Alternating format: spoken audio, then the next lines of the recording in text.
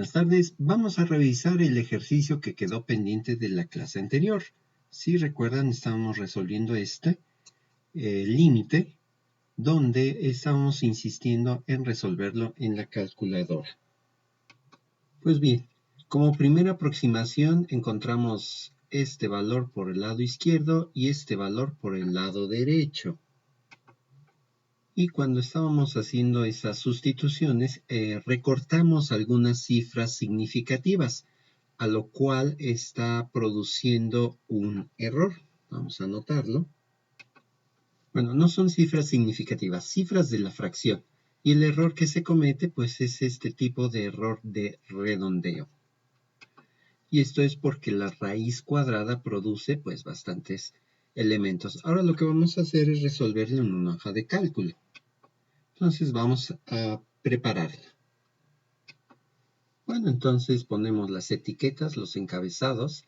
Aquí ahora puse de este lado acercamiento por la izquierda, acercamiento por la derecha, el valor de h que vamos a usar y f de h. Vamos a ponerlo todo de una sola vez la fórmula. Entonces el primer valor para h acercándose por la izquierda, pues vamos a poner el mismo que pusimos en la diapositiva pasada, ¿verdad? Eran 6 ceros y un 1. Ese es el valor de h. Nos da en automático la notación científica. Ahora vamos a colocar f de h. Entonces escribimos el signo igual y abrimos un paréntesis porque, bueno, vamos a tener una división. Entonces, paréntesis y escribimos la primera parte que es raíz. Vamos a sacar la raíz cuadrada y abrimos nuevamente otro paréntesis y dice que va a ser 1 más el valor de h. Ahora h lo tenemos en la celda B2. Vamos a escribir B2 o dar clic en la celda. Cerramos el paréntesis porque es el paréntesis de la raíz. Luego a continuación menos el 1 y eso es todo el numerador. Cerramos el paréntesis, aplicamos diagonal y pues dividido entre h que está en la celda B2 que habíamos dicho y listo.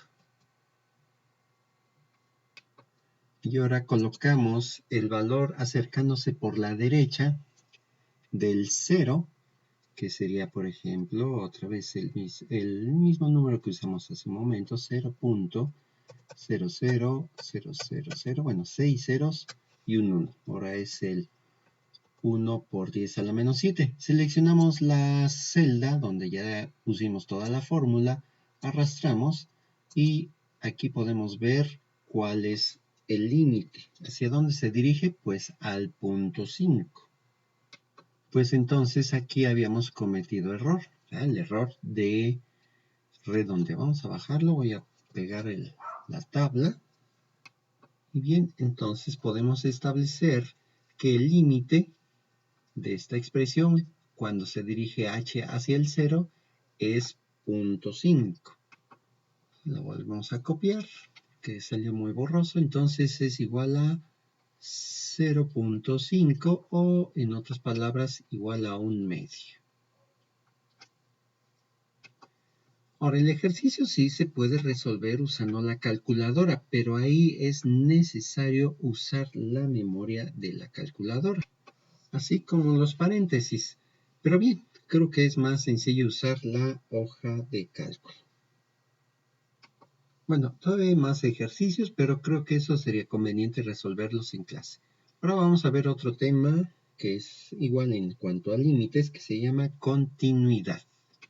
Muy bien, entonces vamos a revisar estas gráficas y tengan presente qué significa esta parte de continuidad. Aquí vemos una gráfica que se va hacia infinito positivo. Aquí tenemos una recta asíntota donde está el punto A y después de esa recta asíntota baja la curva, ¿no? Entonces hay una figura y bueno, aquí dice precisamente que el límite de esta función cuando x se aproxima a A pues no existe. Además, la función en A no está definida. Ahora vean, la siguiente gráfica es una gráfica a trazos. Tenemos que va aumentando, llega al punto, aquí donde está el círculo vacío, y luego la gráfica continúa a partir del círculo relleno y nuevamente su camino. Entonces vean, aquí está marcado que el límite no existe. ¿Por qué? Porque no coincide el límite acercándose por la izquierda y el límite acercándose por la derecha. Por lo tanto, no existe límite, pero sí está definida en el punto A. Y en el punto A, pues recuerden que es a donde está el círculo relleno, lo que define a la función. A esta curva, vean lo que ocurre. El límite por la izquierda y por la derecha sí existe, porque se acercan a este círculo vacío. No llegan a él, pero están muy cerca de ese círculo vacío, por lo tanto el límite sí existe. Lo que no existe ahí es precisamente la función evaluada en el punto A, porque precisamente se tiene un círculo vacío. Habíamos visto un tipo de gráficas de este estilo.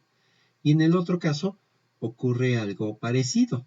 Ven, aquí el límite sí existe, porque se aproxima al círculo vacío por la derecha y por la izquierda. Entonces el límite sí existe y además la función está definida para ese punto, pero es este punto que está fuera de esta recta, por decirlo, ¿no? Es este círculo relleno. Entonces la función existe. Lo único aquí interesante e importante es de que la función en A no es o no coincide con el límite de f de A. Bien, entonces para que podamos decir que una función es continua en A, bueno, hay que aclarar, A es cualquier punto sobre el eje de las X. Bien, entonces se debe de cumplir con lo siguiente. Veamos. Y aquí ya lo teníamos preparado. Entonces, vamos a decir que una función es continua en ese punto A. Primero, si la función de A está definida. Segundo, el límite de la función cuando X se aproxima hacia A también existe. Y por último, y el más importante, el límite de la función cuando X se aproxima hacia A, pues debe ser igual a la función de A. Si se cumplen estos tres requisitos, se puede decir que la función es continua en el punto A. Bien, veamos entonces algunos ejemplos. Dice así, ¿verdad? Tenemos tres funciones, inciso A, inciso B, inciso C, y pregunta si estas funciones son continuas en 1. Lo vamos a revisar muy general, ¿no? Aquí si X vale 1, aquí vamos a tener un problema porque hay una indeterminación. 1 menos 1, 0 para la del inciso A. Entonces, esta de aquí no es continua en 1. En clase, cuando revisemos nuevamente esto, vamos a aplicar los tres criterios. Ahorita, para hacerlo un poco más simple, es visualizar que si aquí ocurre una indeterminación o una división entre 0, pues no es continua. Veamos qué sucede en el inciso B.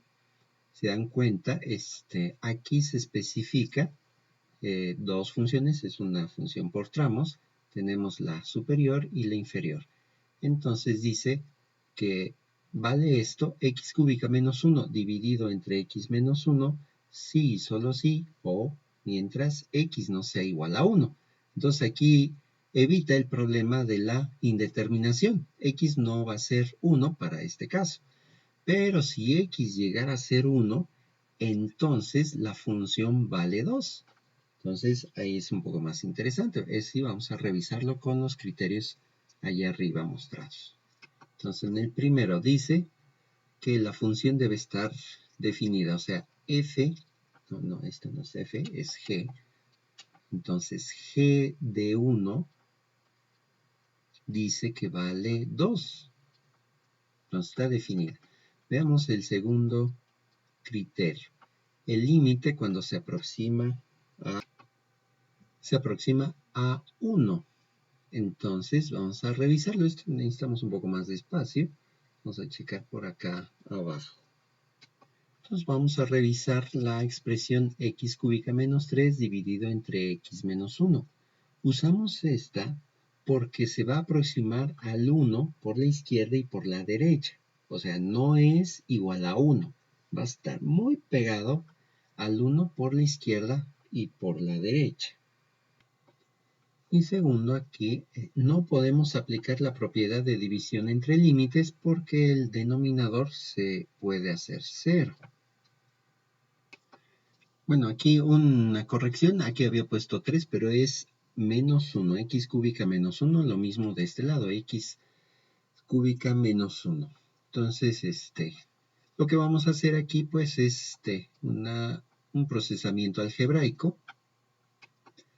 Entonces, aquí podemos considerar en el numerador, sobre todo, una diferencia de cubos, porque raíz cúbica de 1 pues es 1 y raíz cúbica de x cúbica es 1. Entonces aquí tendremos diferencia de cubos. Y pues podemos escribir esto en Google para que nos dé una fórmula. Bueno, nos salen muchos ejemplos. Vamos a tomar ahorita nada más uno.